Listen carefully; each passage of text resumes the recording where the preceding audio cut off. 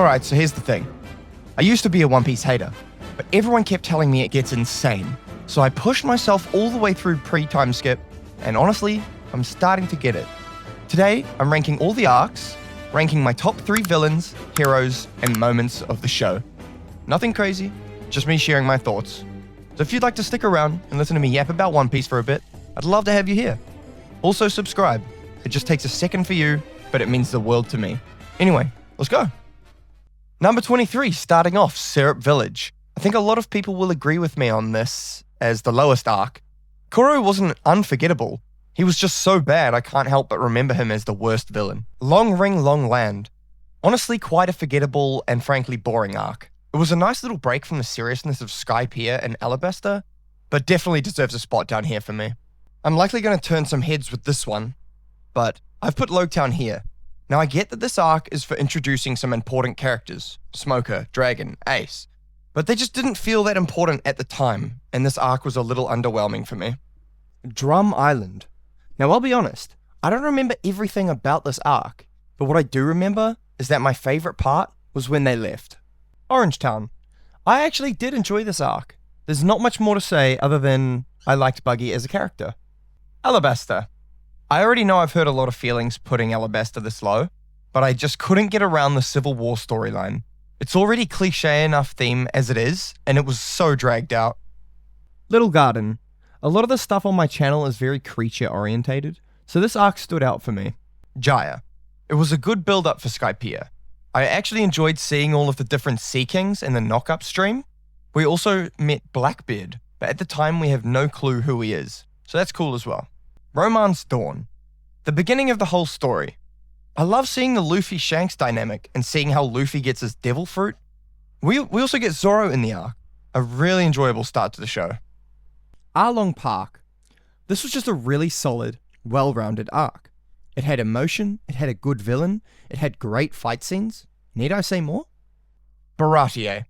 For me, what makes this arc so good is the characters.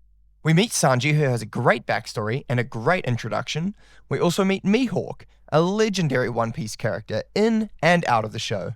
Love Mihawk, love Sanji. Thriller Bark. What I noticed with Thriller Bark was that the first half sucked. Brook was fantastic and held the arc together at that point. But the second half, Oars and Kuma, the Zoro scene. But what I loved the most was Kuma's honor to his word. I love a good villain, and Kuma was awesome. Water 7. Another time where some feelings may be hurt. But for me it was quite average. Don't get me wrong, I love Frankie, and I enjoyed the Usopp Luffy beef. But it almost just felt like a better version of Alabasta. I hope that makes sense to you guys like it does to me. Amazon Lily. Now I love the whole saga. This is probably the worst arc from the saga, but it's still fun. I like Boa as a character and the build up to Marineford was great. Reverse Mountain. Okay, one final time. This one's really going to make a few people unhappy, but hear me out.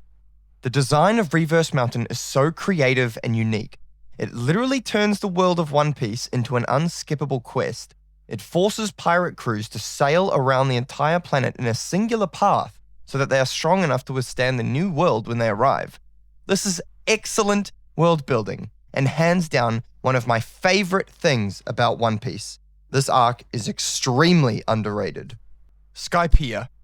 Everyone has the arc that makes them love One Piece. For me, it was Skypiea. During Skypiea, I was locked. The design and the layout of the arc was so intriguing. I always wanted to get closer and closer to the upper yard. And then we meet Enel. At this point in the show, he was my favorite villain by a mile. Excellent villain, pretty decent fight scenes, but an amazing arc. Post Enies Lobby. This is the arc where they burn the Mary. This scene was so emotional. I never thought I cared about the Mary this much until this point. It's also where we learn about Luffy's family, Garp and Dragon. We also get Frankie and the Sunny. A very feel-good resolution to the arc. Post-war. By this point, I was so invested in the upcoming time skip that I enjoyed every second of this arc. I was dying to see how all the crew would improve over the 2 years, and even more so interested in Mihawk training Zoro. The only issue I had was the brothers' backstory. It took too many episodes, which gave them less time for us to see the Straw Hats training arc. Straw Hat's Separation. These are the cover stories after Kuma sends everyone flying across the world. I was so interested to see where they'd all been sent and what their purpose was on each island. I was especially interested in Zoro's story though. This is the only arc that I wish was longer. Marineford. Okay, I know what you're thinking. Oh, but this is the best one.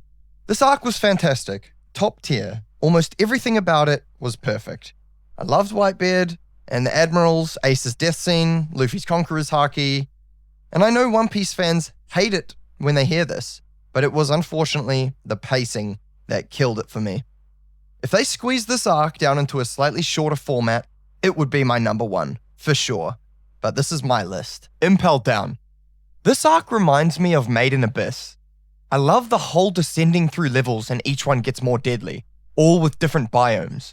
It's the perfect formula for a good game or a good story, and nicely executed. Also, the villain was one of my favorites of the whole pre-time skip, Magellan. He has a cool design and a really OP devil fruit. He was a very strong and very fearsome villain. Enies Lobby. Felt like Marineford, but with good pacing.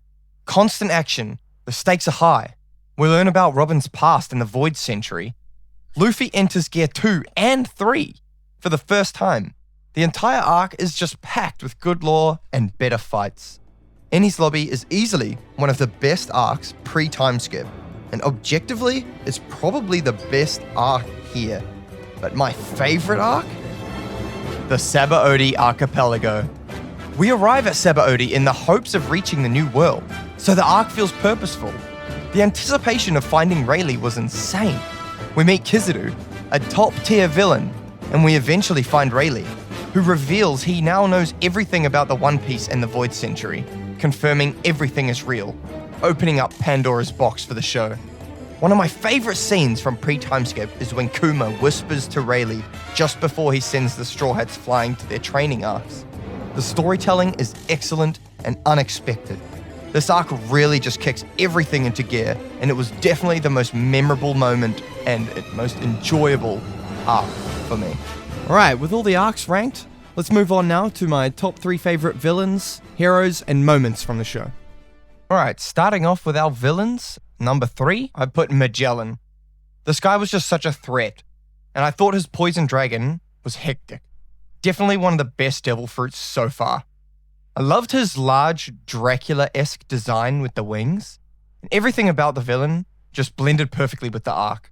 Number 2, Kuma. Now at the start he was a villain, and a very powerful one at that, but as you near the time skip, we find out he actually believes in Luffy and wants to help the Straw Hats change the world. He takes part in 2 of the best scenes in the show, Zoro's moment and the separation of the Straw Hats.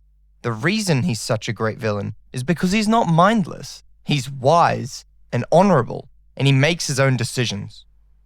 And number 1 is Mihawk. This guy is so mysterious and powerful. He's always looked upon as one of the strongest in the show. He has such a nonchalant but dominant personality. Whenever Mihawk is on screen, I get ready for some shit to go down. Alright, now for the 3 good guys. Number 3, Shanks is my 3rd favorite good guy. For similar reasons to Mihawk as well. He's just so mysterious and powerful. One of my favorite scenes is where Shanks pulls up to Marineford and Mihawk tells everyone, "Look, I didn't realize Shanks was here. I'm out. And you guys should probably leave too." And Shanks tells all the admirals to cut it out, and they all listen with no resistance. Like, dude, how strong is this guy? I just wish he showed up more. Now, number 2 is Luffy. I didn't really want to include Luffy here, generally because the MC is usually everyone's favorite, but I couldn't justify putting anyone else here. Luffy is just so goal-driven and charismatic, but my favorite thing about him is that he always protects his mates, and he isn't afraid of anyone. I mean anyone.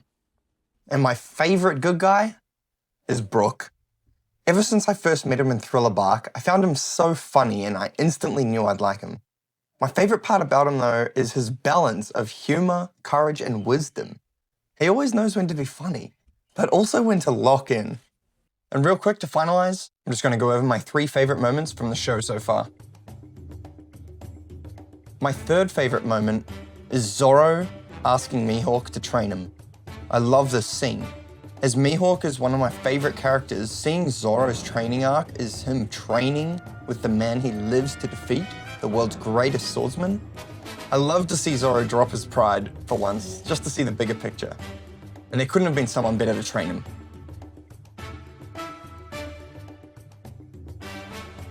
My second favorite moment is Luffy's first time entering Gear 2.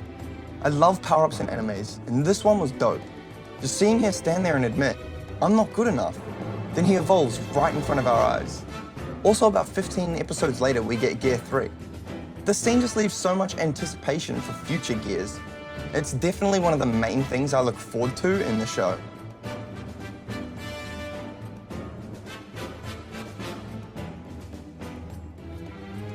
My absolute favorite moment of pre-time skip is when Kuma tells Rayleigh his secret plan. Kuma starts sending the Straw Hats flying across the globe. To us, it seems like he's up to his normal villainous shenanigans. But no, he whispers something in Rayleigh's ear. It's unclear, but we understand that his intentions are good, and ultimately that it was his idea to separate the Straw Hats so that they could train for the new world. This is very good writing, and it was very unexpected. This moment was incredible, and it is easily my favorite moment so far of pre-time skip.